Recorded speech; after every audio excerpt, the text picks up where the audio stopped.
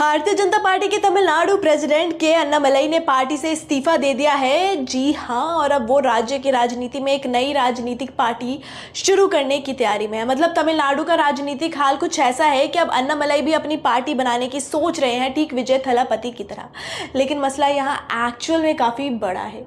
अन्नामलई ने बीजेपी छोड़ी, लेकिन वजह यही थी कि उन्हें बीजेपी में काफ़ी बैकलैग्स दिखाई दिए।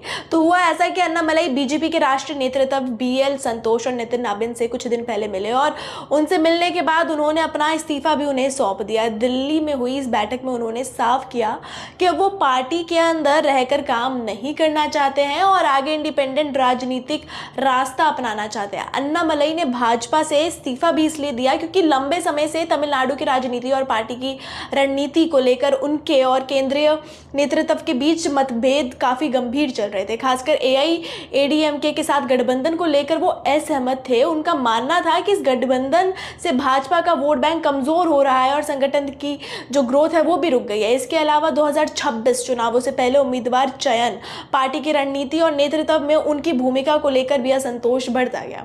उन्हें लगा कि राष्ट्रीय पार्टी में रहते हुए उन्हें वो स्वतंत्रता और बड़ा राजनीतिक रोल नहीं मिल पा रहा जिसकी वो उम्मीद कर रहे थे। इसीलिए लगातार बढ़ते मतभेदों और तमिलनाडु में अपनी अलग राजनीतिक पहचान बनाने की इच्छा के चलते उन्होंने भाजपा से अलग होकर एक नई पार्टी शुरू करने का फैसला लिया है। इसके बाद उन्हें राज्यसभा सीट का भी ऑफर दिया गया था, लेकिन उन्होंने इसे स्वीकार नहीं किया क्योंकि वो सिर्फ पद नहीं बल्कि स्वतंत्र राजनीतिक नेतृत्व चाहते। यही कारण है कि उन्होंने पार्टी छोड़कर अपना अलग रास्ता चुनने का फैसला किया है।